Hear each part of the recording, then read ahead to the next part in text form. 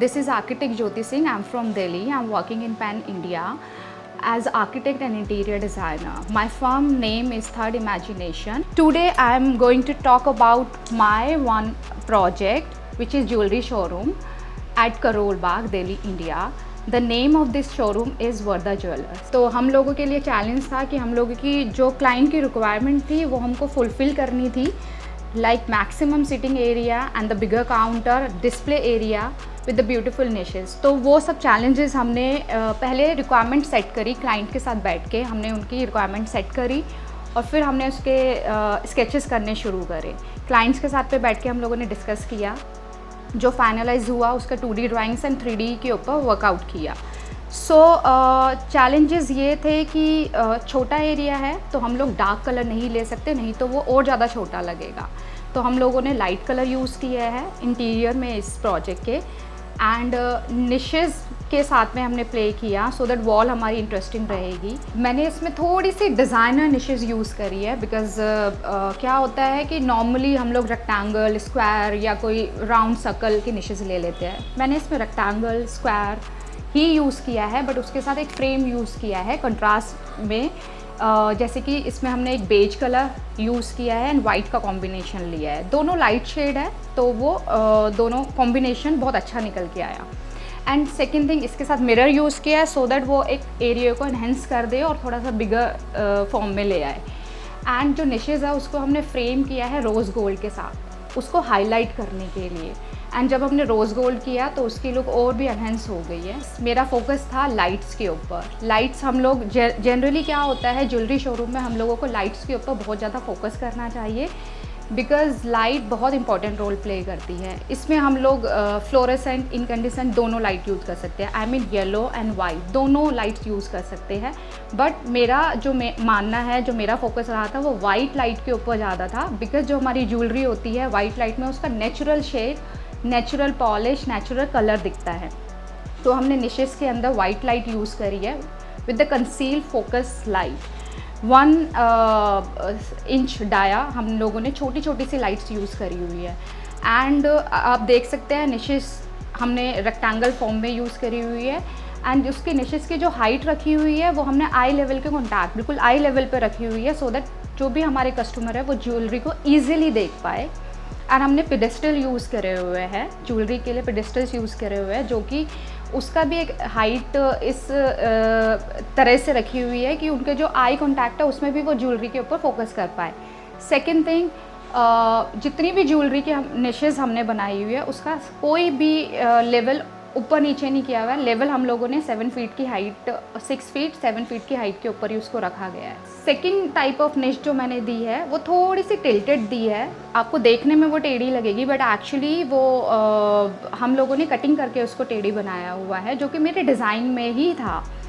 वो थोड़ा सा शोरूम की मोनोटनी को ब्रेक करने के लिए हम लोगों ने थोड़ा सा डिज़ाइनर निश को हमने मतलब इस फॉर्म में लेकर आया है ताकि उसकी मोनोटनी ब्रेक हो जाए। If I talk about mirror कि मैंने मिरर का कैसे यूज़ किया, मैंने मिरर को बिकॉज स्पेस छोटा है तो उस स्पेस को थोड़ा सा बिगर फॉर्म देने के लिए मैंने मिरर यूज़ किया है। बट मिरर का यूज़ करने का एक स्टाइल था कि हमने उसको ज़्यादा लोअर लेवल पे नहीं लेके गए। एक अगर कस्टमर है बैठे हुए हैं जहाँ पर वो इजीली अपने आप को देख सके, जहाँ पर वो ज्वेलरी ट्राई कर रहे हैं वो अपने आप को देख सके। सेकंड थिंग, हमारे पास एक पिलर के ऊपर हमने मिरर लगाया हुआ है। इतना बड़ा 10 फीट का हमारे पास कोई मिरर आता नहीं है। हम लोगों ने उसको ब्रेक किया और उसको इस तरीके से लगाया कि उसका जो जॉइंट है वो हमारे फेस के ऊपर ना पड़े।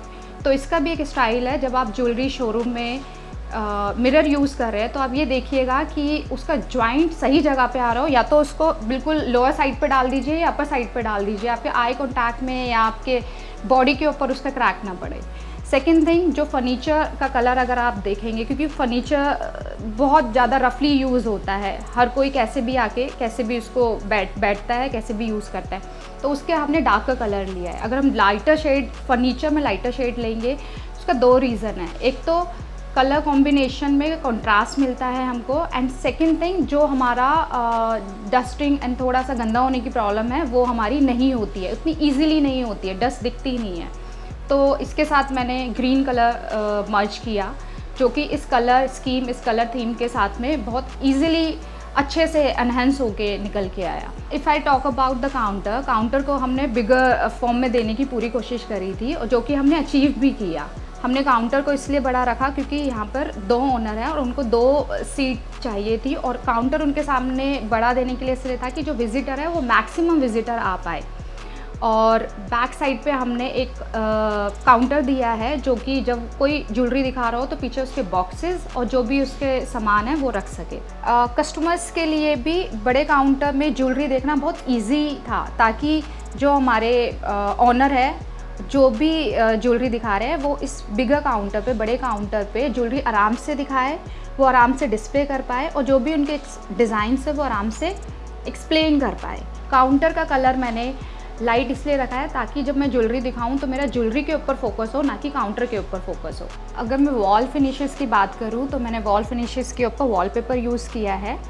इसमें मैं एक चीज़ ऐड ऑन करना चाहूँगी, बिकॉज़ वॉलपेपर हम लोगों ने क्लाइंट की अपनी एक चॉइस थी, उनके अकॉर्डिंग हमने किया है, बिकॉज़ क्लाइंट को ग्रे एंड उनका एक अपनी चॉइस थी, उस हिसाब से हमने वॉलपेपर यूज़ किया है, जो इस डिज़ाइन के साथ में बहुत अच्छे से जेलअप हुआ है, बहुत अच्छे से निकल के भी आया है। इस प्रोजेक्ट के एक्सपीरियंस से जो मैं टिप देना चाहती हूँ वो ये है कि ज्वेलरी शोरूम को जब भी डिज़ाइन आप करें, कोई भी मेरे फील्ड से रिलेटेड जितने भी लोग हैं या कोई भी अगर अपना ज्वेलरी शोरूम डिज़ाइन करवाना चाहते हैं, या while designing the jewellery showroom, आपको सिर्फ ये चीज़ें ध्यान रखनी है कि लाइट का बहुत ज़्यादा ध्यान रखना है कि आप कौन सी लाइट ज़्यादा यूज़ कर रहे हैं। प्रोजेक्ट के हिसाब से आपको वाइट कलर की लाइट यूज़ करनी चाहिए, सो दैट आप अपनी ज्वेलरी पे ज़्यादा फोकस करें और ज्वेलरी का नेचुरल शेड, नेचुरल कलर निकल के आए।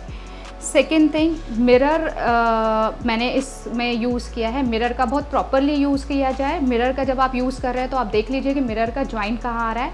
जब कस्टमर ज्वेलरी ट्राई करे तो उसकी ज्वेलरी ना कटे और ना ही उसका फेस कटे, तो मिरर का जो जॉइंट है वो आपको एक प्रॉपर लेवल पे आपको सेट करना पड़ेगा।